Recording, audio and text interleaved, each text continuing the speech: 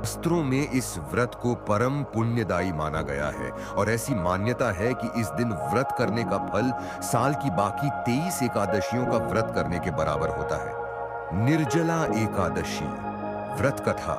निर्जला एकादशी व्रत कथा हिंदी। निर्जला एकादशी व्रत का पौराणिक महत्व और व्याख्यान भी कम रोचक नहीं है। जब सर्वज्ञ वेदव्यास ने पांडवों को चारों पुरुषार्थ धर्म, अर्थ, काम और मोक्ष देने वाले एकादशी व्रत का संकल्प कराया था, युधिष्ठिर ने कहा, जनार्दन, ज्येष्ठ मास के शुक्ल पक्ष में जो एकादशी पड़ती हो, कृपया उसका वर्णन कीजिए। भगवान श्री कृष्ण ने कहा, हे राजन, इसका वर्णन परम धर्मात्मा सत्यवती नंदन व्यास जी करेंगे, क्योंकि ये संपूर्ण शास्त्रों के तत्वज्ञ और वेद वेदांगों के पारंगत विद्वान हैं। तब वेद व्यास जी कहने लगे, कृष्ण पक्ष और शुक्ल पक्ष दोनों पक्षों की एकादशी में अन्न खाना वर्जित है। द्वादशी के दिन स्नान करके पवित्र हो और फूलों से भगवान केशव की पूजा करें। फिर नित्य कर्म समाप्त होने के पश्चात पहले ब्राह्मणों को भोजन देकर अंत में स्वयं भोजन करें। यह सुनकर भीमसेन बोले, परम बुद्धिमान पितामह, मेरी उत्तम बात सुनिए। राजा युधिष्ठिर, माता कुंती, द्रौपदी, अर्जुन, नकुल और सहदेव ये एकादशी को कभी भोजन नहीं करते तथा मुझसे भी हमेशा यही कहते हैं कि भीमसेन एकादशी को तुम भी न खाया करो, परंतु मैं उन लोगों से यही कहता हूं कि मुझसे भूख नहीं सही जाएगी। भीमसेन की बात सुनकर व्यास जी ने कहा, यदि तुम नरक को दूषित समझते हो और तुम्हें स्वर्गलोक की प्राप्ति अभीष्ट है और तो दोनों पक्षों की एकादशियों के दिन भोजन नहीं करना। भीमसेन बोले, महाबुद्धिमान पितामह, मैं आपके सामने सच कहता हूँ, मुझसे एक बार भोजन करके भी व्रत नहीं किया जा सकता तो फिर उपवास करके मैं कैसे रह सकता हूँ। मेरे उदर में वृक नामक अग्नि सदा प्रज्वलित रहती है, अतः जब मैं बहुत अधिक खाता हूं तभी यह शांत होती है। इसलिए महामुनि, मैं पूरे वर्ष भर में केवल एक ही उपवास कर सकता हूं जिससे स्वर्ग की प्राप्ति सुलभ हो तथा जिसके करने से मैं कल्याण का भागी हो सकूं। ऐसा कोई एक व्रत निश्चय करके बताइए, मैं उसका यथोचित रूप से पालन करूंगा। व्यास जी ने कहा, भीम, ज्येष्ठ मास में सूर्य वृष राशि पर हो या मिथुन राशि पर शुक्ल पक्ष में जो एकादशी हो, उसका यत्न पूर्वक निर्जल व्रत करो। केवल कुल्ला या आचमन करने के लिए मुख में जल डाल सकते हो, उसको छोड़कर किसी प्रकार का जल विद्वान पुरुष मुख में न डाले, अन्यथा व्रत भंग हो जाता है। एकादशी को सूर्योदय से लेकर दूसरे दिन के सूर्योदय तक मनुष्य जल का त्याग करे तो यह व्रत पूर्ण होता है।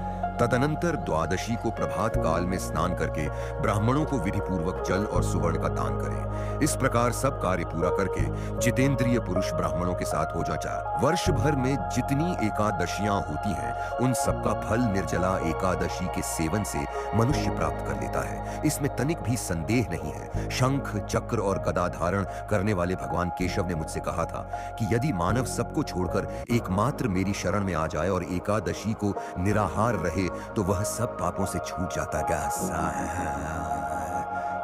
एकादशी व्रत करने वाले पुरुष के पास विशालकाय, विकराल आकृति और काले रंग वाले दंड पाशधारी भयंकर यमदूत नहीं जाते।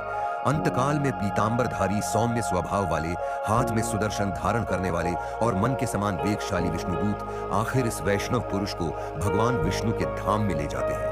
अतः निर्जला एकादशी को पूर्ण यत्न करके उपवास और श्रीहरि का पूजन करो। स्त्री हो या पुरुष, यदि उसने मेरू पर्वत के बराबर भी महान पाप किया हो तो वह सब इस एकादशी व्रत के प्रभाव से भस्म हो जाता है। जो मनुष्य उस दिन जल के नियम का पालन करता है वह पुण्य का भागी होता है। उसे एक एक प्रहर में कोटि कोटि स्वर्ण मुद्रा दान करने का फल प्राप्त होता सुना गया है। मनुष्य निर्जला एकादशी के दिन स्नान, दान, जप, होम आदि जो कुछ भी करता है वह सब अक्षय होता है। यह भगवान श्री कृष्ण का कथन है। निर्जला एकादशी को विधि पूर्वक उत्तम रीति से उपवास करके मानव वैष्णव पद को प्राप्त कर लेता है। जो मनुष्य एकादशी के दिन अन्न खाता है वह पाप का भोजन करता है। इस लोक में वह चांडाल के समान है और मरने पर दुर्गति को प्राप्त होता है। जो ज्येष्ठ के शुक्ल पक्ष में एकादशी को उपवास करके दान करेंगे वे परम पद को प्राप्त होंगे।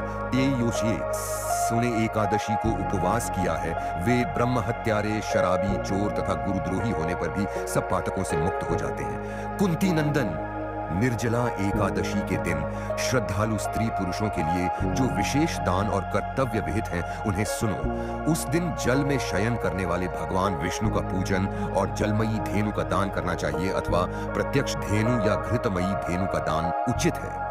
पर्याप्त दक्षिणा और भांति भांति के मिष्ठानों द्वारा यत्न पूर्वक ब्राह्मणों को संतुष्ट करना चाहिए। ऐसा करने से ब्राह्मण अवश्य संतुष्ट होते हैं और उनके संतुष्ट होने पर श्रीहरि मोक्ष प्रदान करते हैं। जिन्होंने शम दम और दान में प्रवृत्त हो श्रीहरि की पूजा और रात्रि में जागरण करते हुए इस निर्जला एकादशी का व्रत किया है, उन्होंने अपने साथ ही बीती हुई 100 पीढ़ियों को और आने वाली 100 पीढ़ियों को भगवान वासुदेव के परम धाम में पहुंचा दिया है। निर्जला एकादशी के दिन अन्न, वस्त्र, गौ, जल, शैया, सुंदर आसन, कमंडलू तथा छाता दान करने चाहिए। जो श्रेष्ठ तथा सुपात्र ब्राह्मण वह सोने के विमान पर बैठकर स्वर्ग लोक में प्रतिष्ठित होता है। जो इस एकादशी की महिमा को भक्ति पूर्वक सुनता अथवा उसका वर्णन करता है वह स्वर्ग लोक में जाता है। चतुर्दशी युक्त अमावस्या को सूर्य ग्रहण के समय श्राद्ध करके मनुष्य जिस फल को प्राप्त करता है वही फल इसके श्रवण से भी प्राप्त होता है।